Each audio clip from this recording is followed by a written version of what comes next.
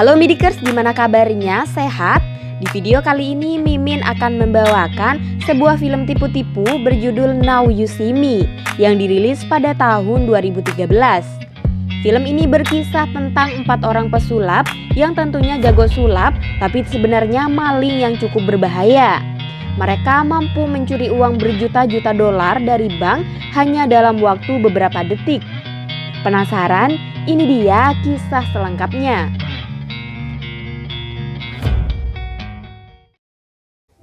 Scene dibuka dengan diperlihatkan seorang laki-laki bernama Daniel yang sedang melakukan show dadakan berupa permainan sulap kartu.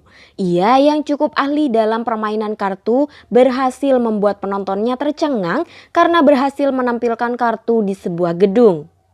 Di tempat lain, seorang lelaki bernama Merit yang merupakan murid dari Uya Kuya sedang melakukan hipnotis yang dengan sedikit tipuannya, ia berhasil menggasak harta benda dari si korban.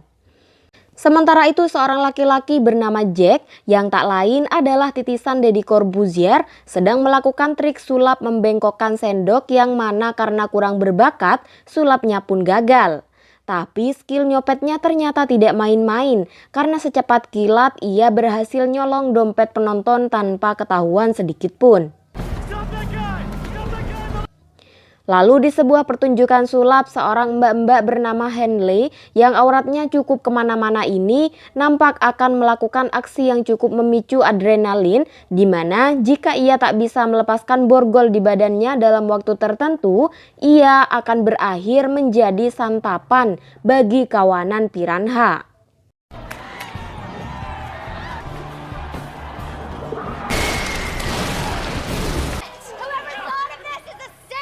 Keesokan harinya mereka berempat yang ternyata sudah saling kenal tapi tidak begitu akrab ini dipertemukan oleh sebuah undangan berupa kartu tarot misterius bertuliskan Jalan Evan Timur nomor 45.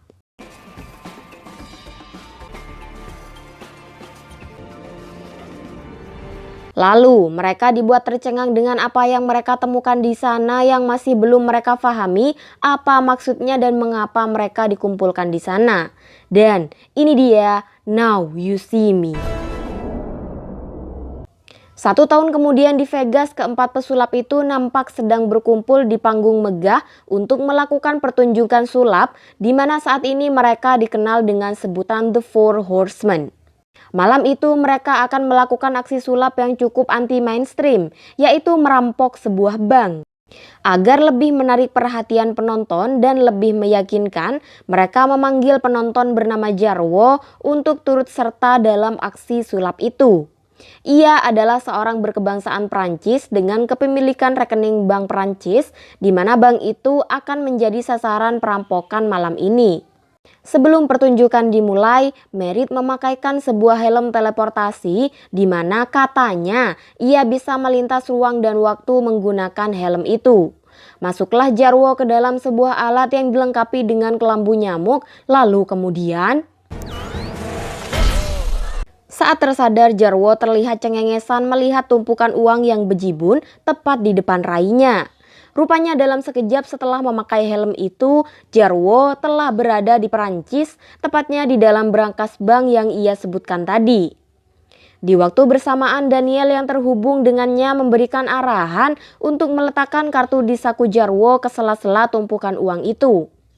Jarwo pun menekan sebuah tombol di helmnya yang secara mengejutkan semua uang yang ada di sana tersedot ke dalam sebuah lubang yang secara misterius seakan langsung terkirim dan bertaburan di panggung pertunjukan di Vegas.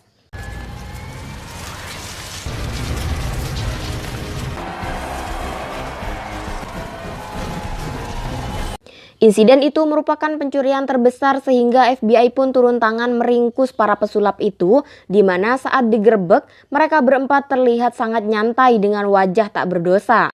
Pihak FBI pun meminta seorang agen bernama Dylan, tidak pakai Milea apalagi 99.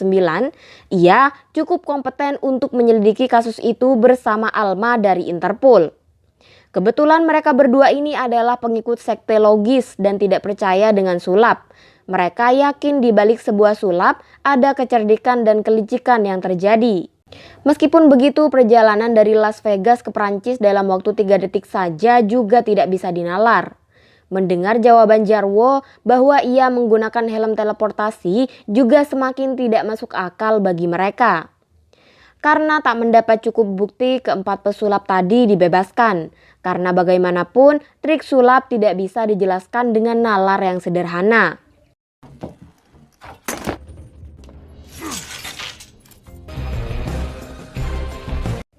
Di waktu bersamaan, rekan Dylan menemukan celah untuk kasus ini bahwa di antara para penonton pertunjukan di Las Vegas, Thaddeus Bradley hadir di antara ratusan penonton yang hadir saat itu. Thaddeus sendiri adalah seorang yang kerap membuat bangkrut para pesulap dengan membongkar trik yang digunakan oleh pesulap. Tanpa banyak basa-basi, Dylan pun langsung mendatangi Thaddeus.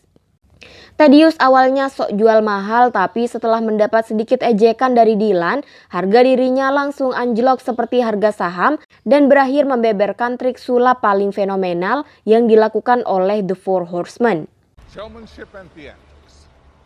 I want to know how they robbed the bank. Ternyata, kita pun baru tahu bahwa alat kelambu nyamuk itu tidak mengirim Jarwo ke Prancis, melainkan ke sebuah replika berangkas bank yang dibuat sangat mirip dengan aslinya yang berada tepat di bawah panggung. Lalu uang bejibun di dalamnya menurut Thaddeus mereka dapatkan dari merampok truk uang yang sedang menuju sebuah bank. Lalu uang bank di Prancis kok bisa hilang? Menurut analisa Thaddeus, mereka menggunakan kertas api untuk membakar uang di sana tanpa meninggalkan bekas dan asap, di mana hal itu sudah sangat lumrah digunakan oleh pesulap.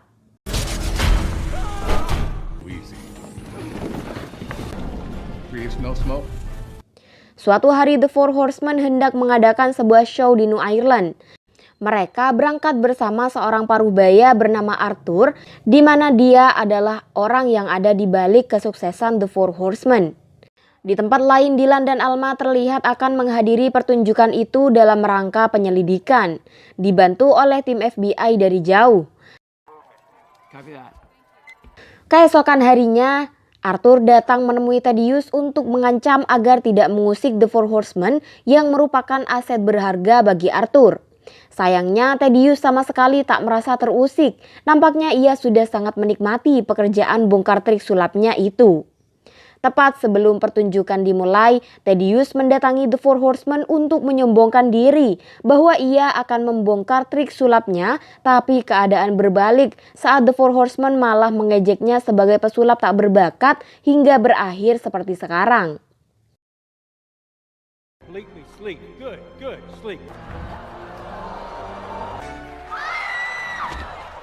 Lalu pertunjukan pun dimulai dengan hiburan-hiburan ringan. Beberapa saat kemudian sampailah mereka ke sebuah pertunjukan inti, di mana ini adalah primadona pada show kali ini. Sebelum pertunjukan dimulai, penonton telah diminta untuk menuliskan saldo banknya di sebuah amplop. Merit pun mulai menebak angka saldo dari beberapa penonton yang menurutnya saldo yang mereka tahu saat ini tidak benar. Lalu dipanggillah Arthur ke depan dan nampaknya mereka telah mempersiapkan amplop raksasa untuk saldo Arthur yang berisi nominal yang cukup fantastis. Lalu Merit meminta penonton untuk mengarahkan senter yang telah disediakan ke atas saldo untuk tahu saldo sebenarnya yang saat ini mereka miliki. Lalu secara misterius saldo Arthur sedikit berkurang bersamaan dengan saldo salah satu penonton yang bertambah dengan nominal yang sesuai dengan kekurangan saldo Arthur. Seakan saldo Arthur berpindah ke penonton.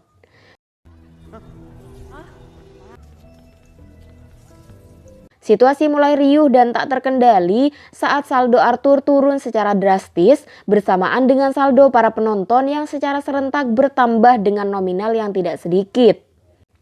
Arthur pun murka kepada The Four Horsemen dan saat itu pula The Four Horsemen melarikan diri.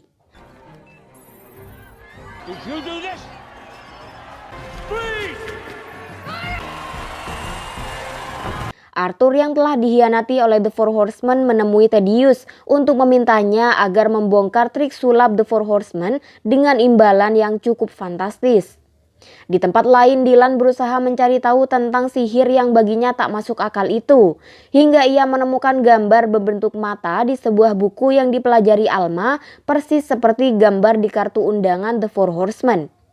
Menurut Alma, gambar itu adalah The Eye yang dipercaya sebagai penjaga dan pelindung sihir sejati yang hanya menerima pengikut baru 2 kali dalam 1 abad. Tak lama Dylan merasa aneh dengan handphonenya yang tanpa sepengetahuannya ternyata telah ditukar oleh Danny saat diinterogasi. Dylan pun berusaha mengambil keuntungan dari situasi ini. Ia meminta agar handphone palsunya yang lengkap dengan penyadap itu tetap diaktifkan, sementara tim FBI melacak keberadaan HP Dylan yang asli, di mana ternyata berlokasi di New York. The Four Horsemen yang menyadari kedatangan FBI langsung melarikan diri, namun sayangnya Thaddeus yang bekerja sama dengan Arthur sedang mengamati mereka dari jauh. Rupanya Jack tidak pergi bersama teman-temannya. Dylan pun menemukannya hingga terjadi perkelahian antara mereka berdua.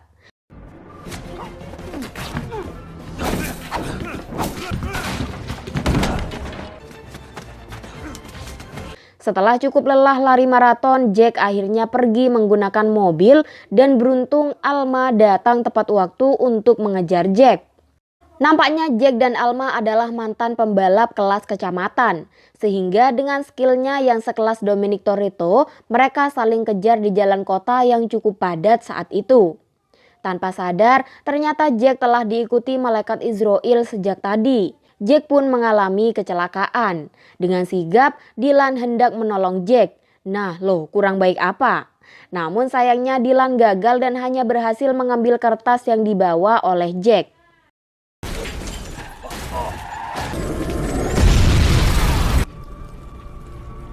Setelah diselidiki, rupanya kertas itu adalah arsip rahasia milik seorang kontraktor, yaitu Elkhorn, yang telah menggelapkan uang sebanyak $500 miliar.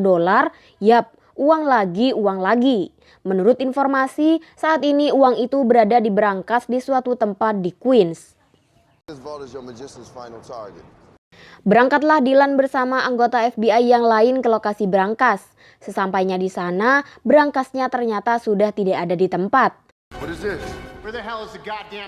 Menurut keterangan salah satu penjaga, mereka baru saja memindahkan berangkas atas perintah dari Ivan, salah satu anggota FBI yang ternyata tidak mengeluarkan perintah semacam itu. FBI pun mengikuti kemana berangkas itu dibawa, karena menurut mereka, berangkas itu dapat menuntun mereka ke persembunyian The Horsemen. Ternyata berangkas itu hendak dibawa menuju lokasi pertunjukan The Horsemen yang mereka umumkan lewat kanal YouTube.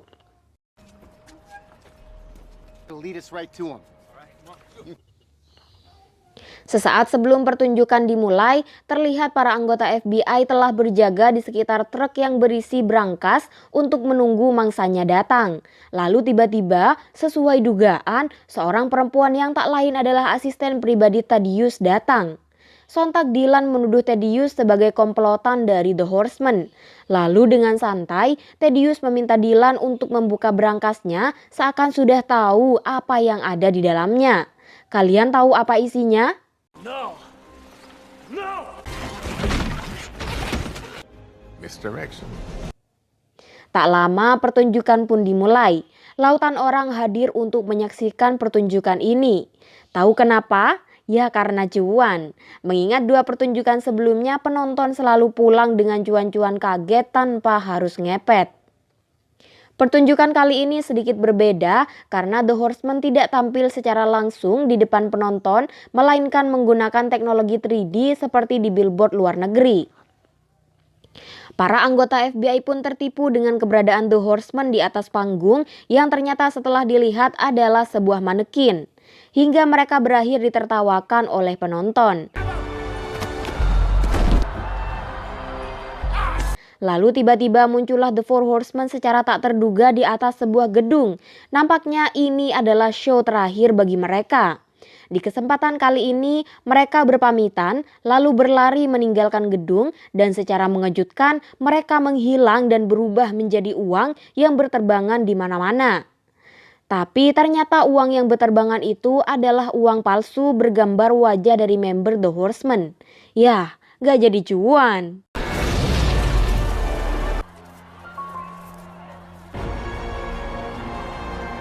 Sementara itu, Thaddeus dibuat kaget sekaligus pasrah saat melihat tumpukan uang di dalam mobilnya. Akhirnya karena hal itu, ia diringkus oleh polisi karena ia menjadi tersangka utama dalam kasus pencurian berangkas raksasa yang FBI incar. Sementara itu, The Horseman saat ini tengah melenggang dengan santainya di pusat kota tanpa ancaman apapun. Keesokan harinya, Dylan pergi menemui Thaddeus yang sedang mendekam di penjara. Thaddeus bilang bahwa ia telah dijebak. Lalu ia menjelaskan satu persatu tipuan yang digunakan oleh The Horseman. Menurutnya, berangkasnya tidak kemana-mana saat tim FBI pergi ke gudang. Mereka hanya menyembunyikannya di balik kaca sehingga seakan ruangannya kosong. Sementara tim FBI mengejar berangkas tiruannya, Jack yang sebenarnya masih hidup mengambil uang yang ada di dalam berangkas. Tentu saja Dylan mengelak karena Jack tewas tepat di depan matanya. Tapi menurut Thaddeus, 3 orang rekannya bekerja sama untuk menukar mobil Jack dengan mobil yang persis seperti yang dikendarai Jack. Artinya yang mengalami kecelakaan adalah mobil tiruannya, bukan mobil Jack. Sementara orang di dalamnya yang berusaha diselamatkan oleh Dylan adalah mayat yang dicuri dari kamar mayat rumah sakit. Setelah dijelaskan panjang kali lebar kali tinggi yang memang benar kejadiannya seperti itu, namun Dylan malah tidak percaya. "Ah, kamu mah ngeles terus."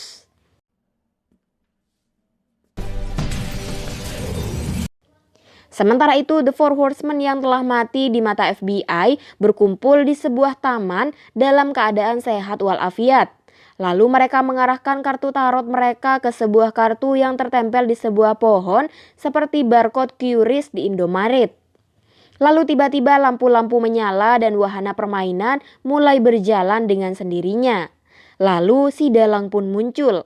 Dan ya, ternyata Dylan adalah The Eye yang ada di balik The Four Horsemen. Waduh, plot twistnya. Scene diakhiri dengan percakapan antara Dylan dan Alma yang ternyata sudah tahu identitas Dylan yang sebenarnya. Rupanya Dylan ini adalah anak dari Lionel Shrike, seorang pesulap yang tewas 30 tahun lalu akibat Thaddeus yang membongkar trik sulapnya. Karena hendak membangun karir sulapnya yang telah dihancurkan Thaddeus, Shrike mencoba trik sulap yang berbahaya, namun ia malah berakhir tewas pada pertunjukan itu.